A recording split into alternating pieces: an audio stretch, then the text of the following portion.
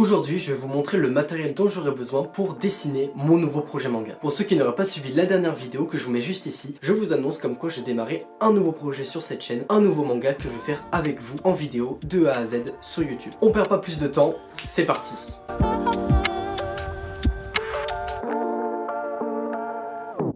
On commence par le support de notre manga, le papier évidemment c'est essentiel. Alors pour les mangas, on va choisir ce type de papier, je vais vous montrer plus près à la caméra, mais c'est du papier avec de petites délimitations bleues qui permettent de situer le dessin. Ces traits bleus vont ensuite disparaître quand on va scanner les planches et ça permet d'avoir une planche beaucoup plus structurée. Voilà, je vous le montre de plus près, le papier a des petites délimitations qui permettent de situer nos éléments sur le papier et d'avoir une planche bien définie, bien prête et au bon endroit. Ensuite, à part ce papier là, on aura besoin de papier pour par exemple écrire nos scénarios, donc du papier assez basique, ou alors même un grand carnet comme ça pour faire tout ce qui est storyboard. Bon là évidemment rien d'incroyable, là vous pouvez noter toutes vos idées, des dialogues, des fiches personnages et j'en passe. Je vais vous montrer également par exemple des storyboards que j'ai fait, donc on voit que c'est très schématique, mais au moins là ici on a beaucoup d'espace, donc ici vous voyez il y a plein de dessins. Voilà, on a vraiment plein de choses sur lesquelles je me suis entraîné, c'est vraiment du brouillon, c'est plein d'essais, c'est plein de choses. D'ailleurs je vous ai déjà montré ce carnet, je vous le mets juste là-haut. Mais en tout cas voilà les trois types de papier dont on aura le plus besoin pendant notre projet. Ensuite bien sûr au niveau de matériel pur et dur, un bureau de dessin c'est très bien pour ce genre de projet. C'est assez différent d'un bureau classique, par exemple le mien est inclinable, il y a beaucoup de place, on peut vraiment placer même des stylos sur le bord etc,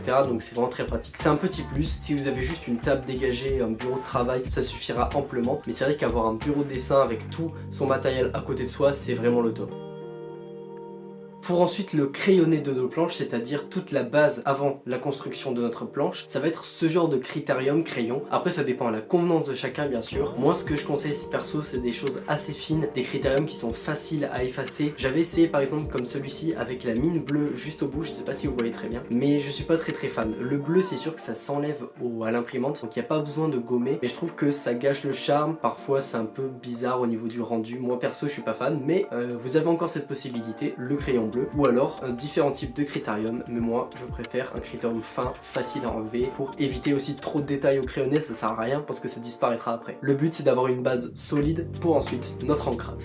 Au niveau de l'ancrage de nos planches ensuite, donc c'est-à-dire qu'on va mettre les traits en noir à l'encre indélébile cette fois, eh bien on a deux teams, soit ceux qui préfèrent les feutres liner qui sont assez simples à utiliser, soit les vrais de vrais qui utilisent des plumes de manga, donc qui sont beaucoup plus difficiles à utiliser mais qui rendent un trait vraiment super. Si vous voulez simplement la différence, ça va vous amener un trait fin, uniforme, facile à utiliser, pas de bavure, enfin c'est assez pratique disons. Alors que les plumes, d'accord c'est plus difficile à utiliser mais ça amène une variation au trait, vous n'avez pas besoin de changer, vous avez juste à appuyer plus légèrement pour avoir un trait plus épais, donc ça permet d'avoir un dynamisme qui va se garder dans le dessin. Vous allez voir que c'est assez frappant, mais il faut avoir la patience et la volonté de vouloir dessiner avec ça. Alors perso c'est ça que j'utilise dans mes projets parce que je suis vraiment fan, la sensation est vraiment cool, donc vous verrez pendant les vidéos comment je les utilise. D'ailleurs si vous voulez une vidéo pour comparer les deux, n'hésitez pas, je pourrais en faire une où on testera les deux techniques sur un même dessin. Donc pour les plumes, on a deux éléments, le porte-plume, donc vous voyez que le mien est quand même assez vécu à cause des anciens projets, et la plume que vous pourrez venir clipser à l'intérieur très facilement. Donc on a différents types de plumes, celle-là notamment c'est la maroupen, elle est très fine, très petite, idéale pour les arrière-plans. Personnellement je l'utilise pas parce que je n'aime pas du tout la sensation sur le papier, mais voilà à quoi elle est destinée. Ensuite nous avons la plume préférée des débutants, la Kabura, elle a un trait très uniforme, elle est facile à utiliser mais du coup elle manque de variation de trait, elle est quand même sympa à utiliser. Alors vous voyez que j'ai cassé la mienne, faudrait que j'en rachète une, mais de toute façon c'est pas celle dont je me sers le plus parce que elle manque de variation de trait comme je l'ai dit, mais ça reste une bonne plume. Et on arrive sur la star des stars des plumes, la plume G, utilisée par littéralement tous les grands auteurs, tous les mangaka, tous les artistes, parce qu'elle apporte beaucoup de variations de traits. Alors certes elle est très difficile à utiliser, mais elle apporte vraiment un trait au dessin qui est juste magnifique. Vous les achetez dans des petits sachets comme ça, moi j'en ai acheté une dizaine et je les ai vite écoulés, donc ça vaut le coup parce que c'est vraiment top pour dessiner. Ensuite quand on voudra mettre en couleur notre projet et notamment pour la couverture, on aura tout ce qui est pour faire la colorisation. Bon vous voyez que j'ai ce qu'il faut en termes de feutre à alcool, j'ai aussi beaucoup de crayons de couleur, ça pour le coup c'est pas de ça qui manque et c'est pas le plus important pour faire un manga. L'essentiel c'est d'avoir tout le matériel dont j'ai dit avant pour faire des choses en noir et blanc. Enfin on va parler des outils supplémentaires que vous pouvez rajouter, des petits gadgets qui vont permettre de réaliser un meilleur manga. On peut d'abord utiliser toutes sortes de pinceaux en noir ou en blanc avec du Tipex, ça pour corriger toutes les erreurs qu'on va faire sur les planches, et ça pour remplir les aplats, les zones de noir très rapidement, très facilement, et ça va rendre très bien vu que c'est de l'encre japonaise à l'intérieur. Bien sûr on a les plumes mais il nous faut l'encre qui va avec, donc voici les deux que j'utilise. Alors celle-là c'était vraiment ma préférée, la Black Ink 60, mais j'arrive plus à en trouver, en plus elle est très chère. Alors que celle-ci, Pelican Ink, est assez bien, mais elle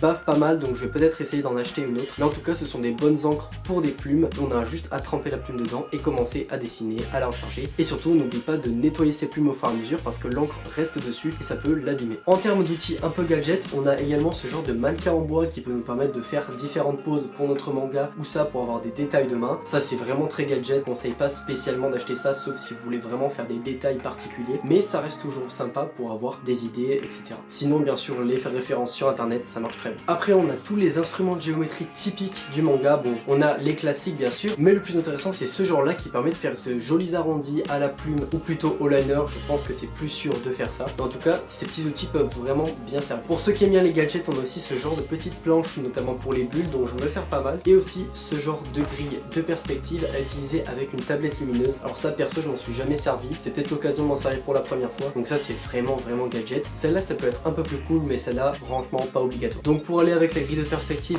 une petite tablette lumineuse, ça peut toujours servir pour recopier un dessin au propre, etc. Ça peut être vraiment très pratique dans les projets, donc ayez-en une, ça coûte pas très cher, par exemple chez Action, chez Rougier et Play, c'est pas hyper cher et ça sert énormément. Et pour ceux qui s'en foutent de tout le matériel que j'ai dit avant, qui préfèrent le digital, je vous comprends, c'est vrai que c'est très pratique, mais personnellement je préfère le traditionnel. Bon, il y a beaucoup plus la sensation de dessin, etc. Mais c'est vrai que les mangas peuvent aussi, et se font en ce moment beaucoup sur digital, donc une tablette lumineuse ça peut être un bon investissement. Évidemment, le truc typique des mangas, ce sont les trames à mettre dans le projet. Alors personnellement je ne conseille pas vraiment de les acheter parce que premièrement ça ne marche pas très bien, c'est assez cher et en plus aujourd'hui avec le numérique on peut les mettre très facilement gratuitement à l'aide de logiciels. Donc ça c'était un peu pour tester, un peu pour voir ce que ça donnait dans la vraie vie. Alors c'est très sympa, c'est très visuel sur la planche, mais c'est vrai que ça vaut pas vraiment le coup, c'est très cher et c'est assez difficile à utiliser. Après pour tester de temps en temps, pour faire des dessins avec, ça peut être super cool, mais voilà, pour un projet entier, je conseille simplement de scanner vos planches et de mettre vos trames grâce à des logiciels. Mine de rien, ça commence à faire beaucoup de matériel, j'espère que vous avez apprécié cette vidéo. Il y avait beaucoup de choses, si vous avez des questions bien sûr, n'hésitez pas dans les commentaires, c'est fait pour ça. Je pense avoir dit vraiment le principal pour faire un manga, donc c'est tout ce dont je vais me servir pour les vidéos suivantes. Donc n'hésitez pas à vous abonner et à mettre la cloche si c'est pas déjà fait pour suivre toute l'avancée du projet. On se retrouve donc pour la prochaine vidéo, écrire le scénario de notre projet, j'ai vraiment super hâte. Si vous avez des idées pour le scénario, des choses que vous aimez faire dans le manga, c'est maintenant qu'il faut le dire en commentaire pour que je puisse piocher dans les idées et dans vos suggestions. Donc vraiment n'hésitez pas, ce projet c'est le nôtre, on le fait ensemble. Sur ce, c'était la Don Family, merci d'avoir suivi cette vidéo, ciao.